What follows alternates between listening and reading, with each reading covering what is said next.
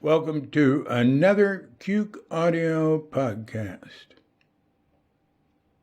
I'm DC Poobah of Cuke Audio and Cuke Archives, preserving the legacy of Shunryu Suzuki and those whose paths crossed his, and anything else that comes to mind. I'm coming to you from Sleepy Sanur, with Dogette Bandita, Feline Cuchita, and dear lovely Katrinka. I pray that you and yours are safe and comfortable and free from economic distress and able to get out and do whatever it is you want within the limitations of the universal precept of do as little harm as possible. So, now we're going to have Tassajara Stories Sesshin, a work in progress, the sixth one I've read, a draft piece. I have not prepared or read it in a long time. I don't know if I've seen it in a year, but it doesn't matter. I'd like to get through it without going back and changing stuff and fixing things, but I don't know. We'll see. So here we go. After pause to meditate, we will go right into Sesshin. So when you hear the bell, if you wish, hit pause and meditate or whatever. And when you've had enough, hit unpause. And we'll hit the bell to end meditation or whatever. And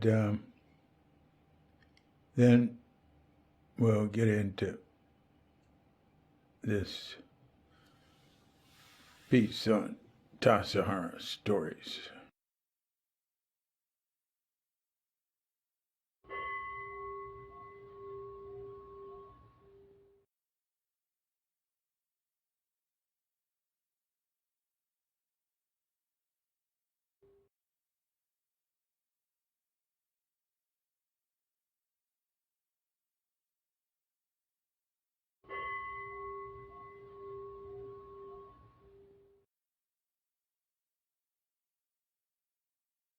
Sesshin, August 1967, was my first week-long sesshin. I tingled with apprehension at sitting cross-legged from 4 in the morning to 9 at night, 7 days in a row, spending almost all of that time in the Zendo. To us, this room and what we did there was the heart of Tassajara. Not the mountains and woods, nor the baths, creek, sky, and stars. The main function of this room was to have a place to do nothing, to be nobody. There we'd sit, walk, chant, eat, listen to lecture, mainly sit. A place to take a look at who we were, who we are, beyond assumptions and notions. A place to observe body and mind, which include each other, and the mountains, woods, baths, creek, sky, and stars.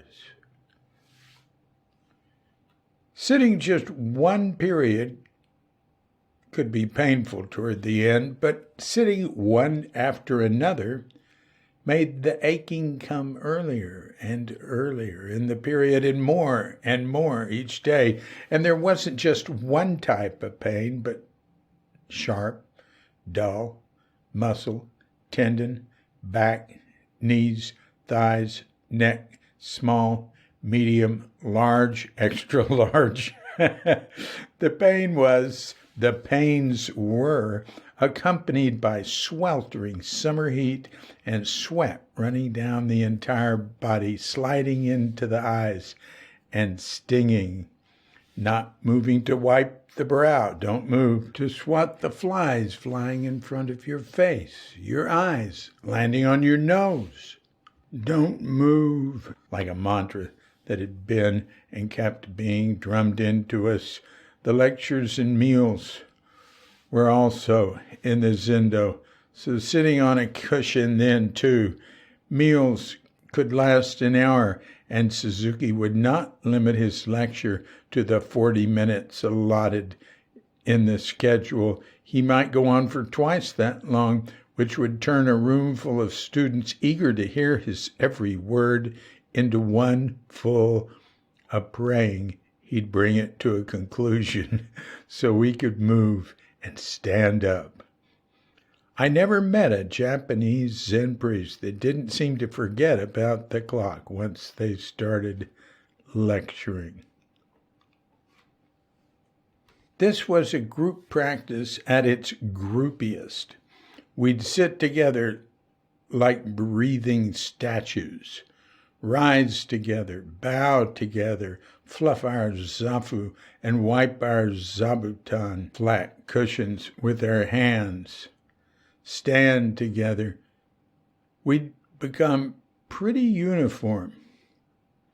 But as Suzuki said, within this sameness, he could see the distinctness of each. Some distinctness which was easy to see. There were those who tended to nod, Ed to shake when he sat. Nelda would look around.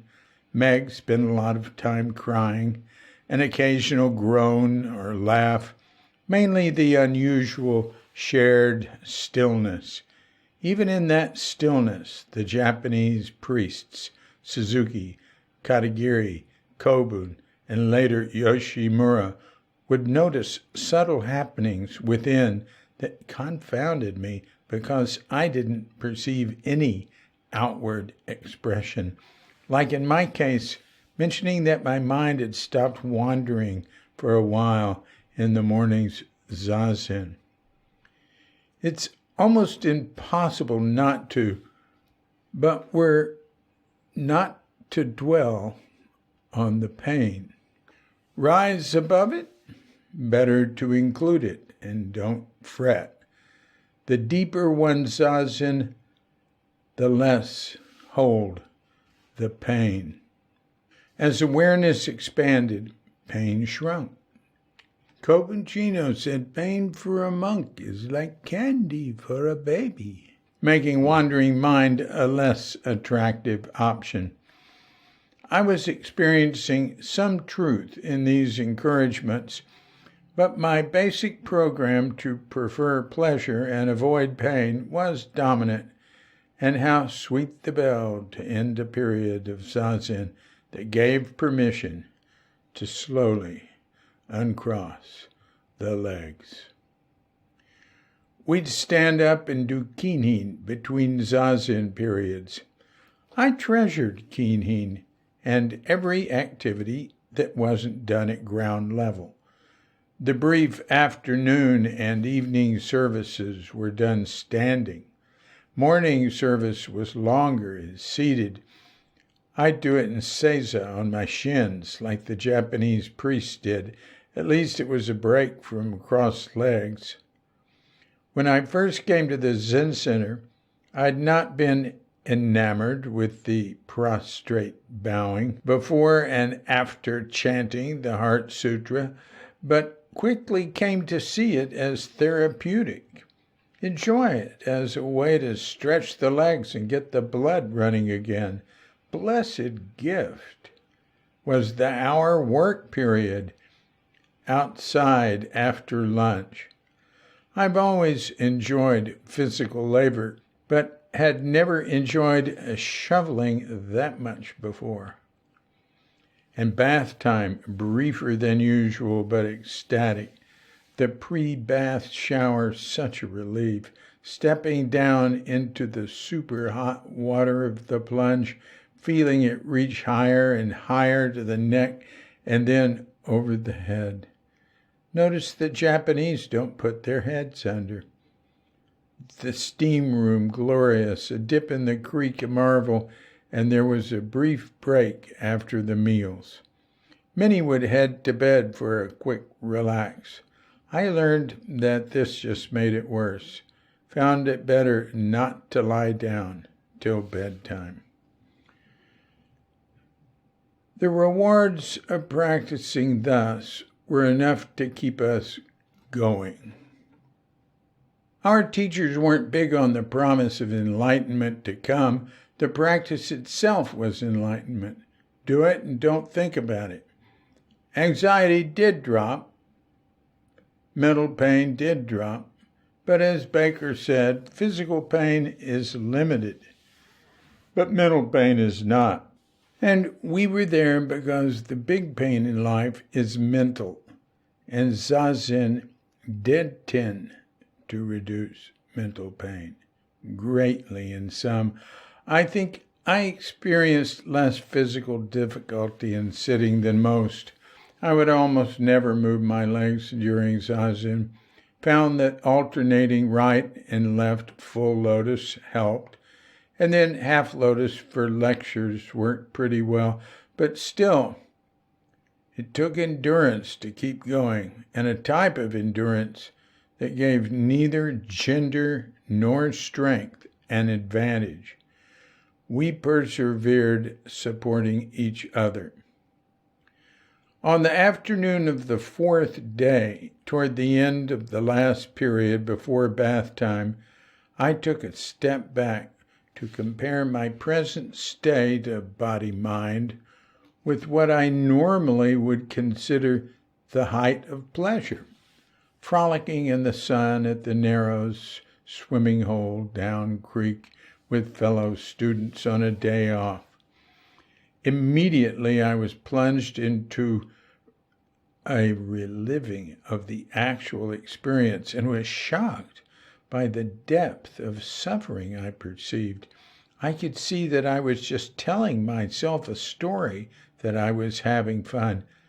I felt great compassion for myself and for all beings that I could see were trapped in various degrees of misery. By comparison, I was in a blissful state, sitting still and sweaty with pain in my legs.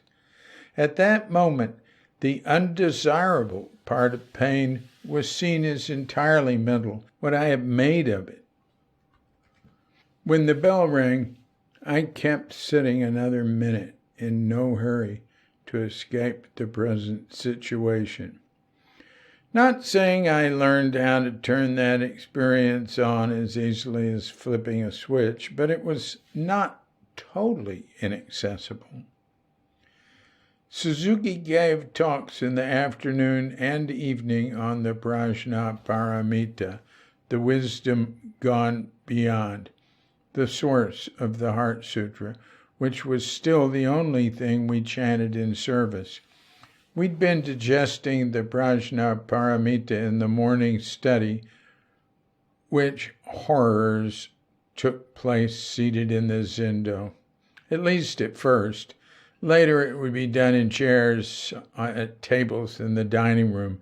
Baker had told Suzuki we could get a lot of Buddhist books cheaper ordering from England, and Suzuki replied that rather than try to save money, we should buy books from local bookstores. But in this case, we did neither. We were given a photocopy of Kanze's Buddhist Wisdom, the Diamond Sutra, and the Heart Sutra.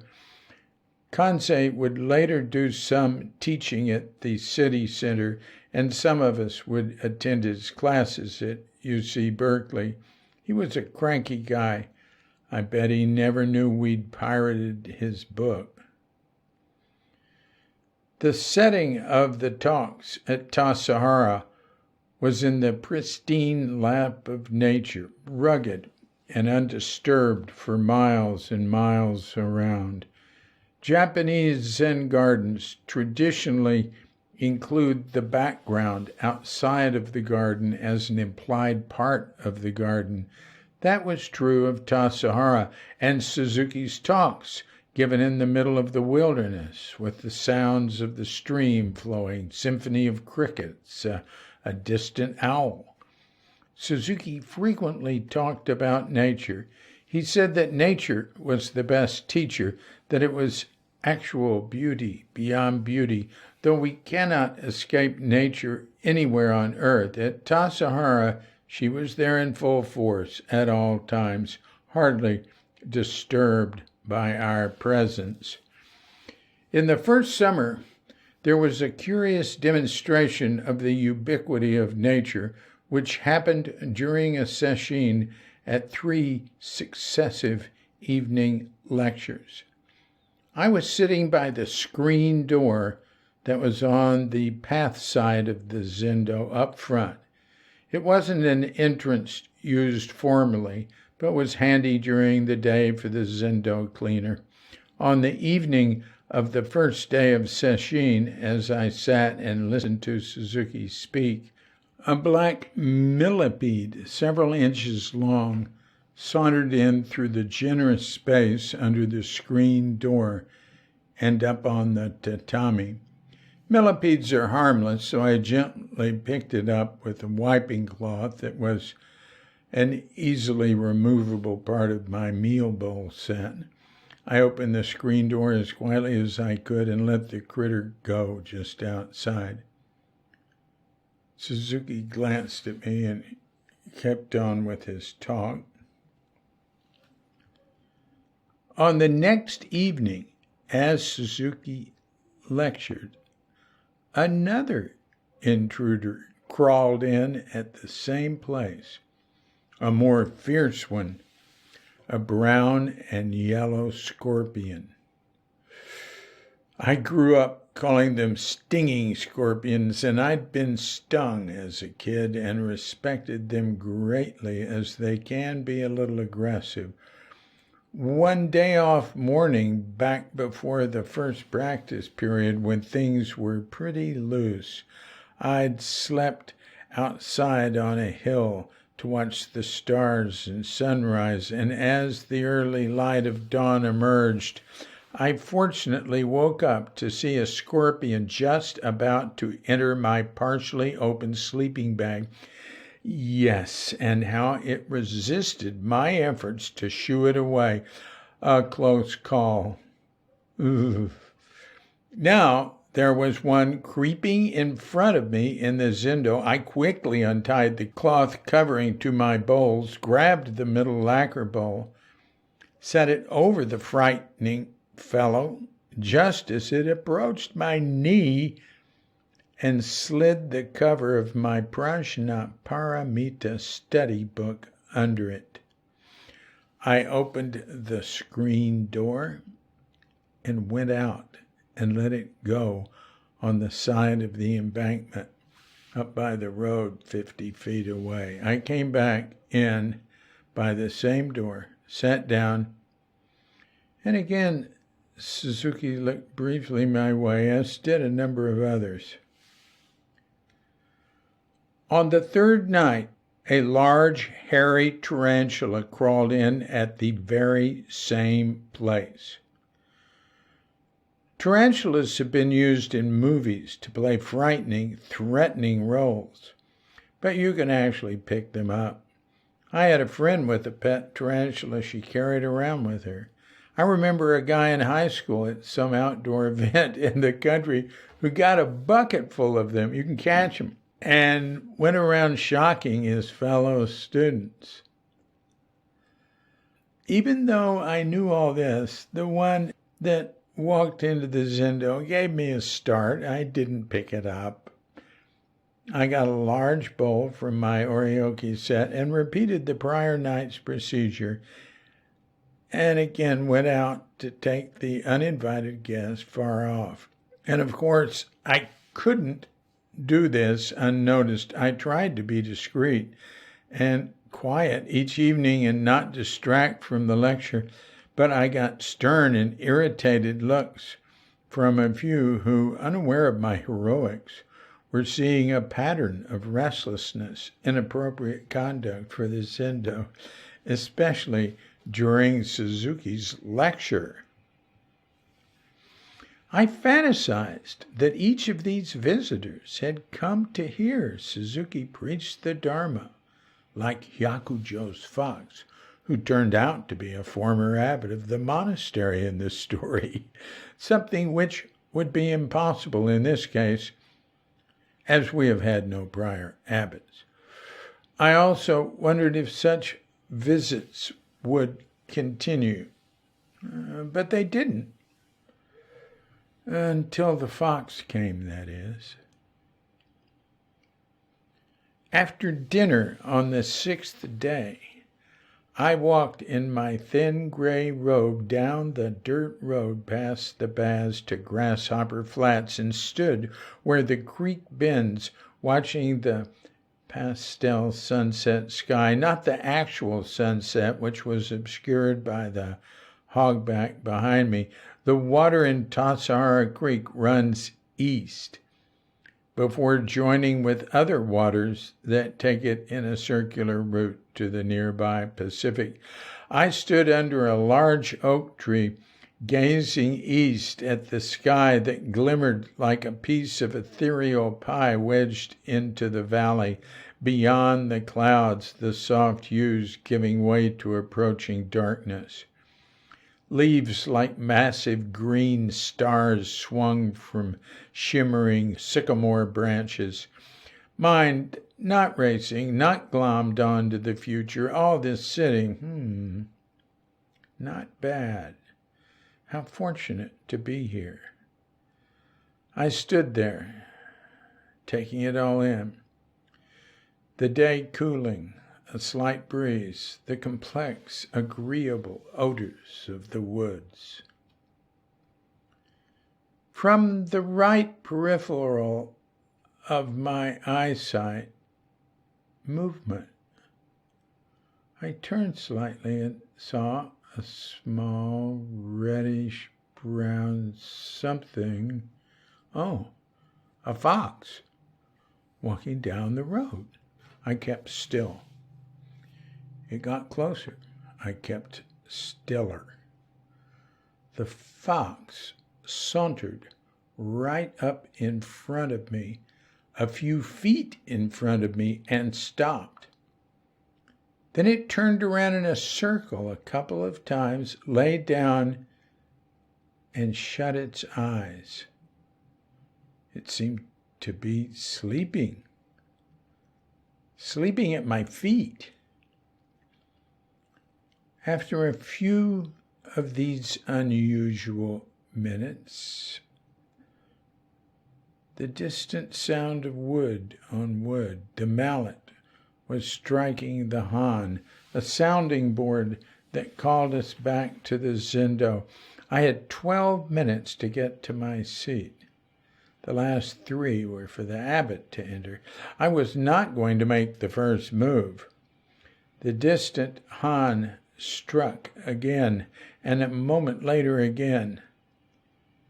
The fox stirred, slowly stood, and walked away in the direction it came from. I got back in time, and a bit amazed. On the last day of Sesshin, walking down the one-lane dirt road that led to and from Grasshopper Flats, I was alone for the moment, but still part of the Sangha, the community that makes the effortless effort to wake up to big mind. I hadn't awakened to any big mind, but I felt bigger, and my sense of self was not as concrete. As I passed the spot where the fox had slept, I broke the rule of silence with a little improvised song to express myself and not self. Walking down dusty road, sure am feeling fine, finest feeling ever knowed, because it is not mine. Garden grows, river flows, manzanita, oak, and pine. Do, finest feeling ever known, because it is not mine. In the days there are gnats, in the nights there are bats, in between suns come and go. The mountains so high and the clouds they float by. What else is there to know? Walking down dusty road, sure am feeling fine. Do, finest feeling ever known, because it is not mine. Well, that's the sixth piece I've read from this work in progress, Tassajara Stories. There's one thing in there, I mean, it doesn't matter, where I said, like Baker said, physical pain has a limit, but mental pain has no limit. I attributed that to Suzuki, and either Zen is right here or the up-and-coming Zen is right now. I don't know. I think it was Baker. I think it was Baker who said that. But, maybe it was both of them. I have it in one of those books, which means at some point I thought it was Suzuki, but you know what? It doesn't matter. We'll see. Maybe I'll leave it here as Baker and there as Suzuki. Yeah, why not?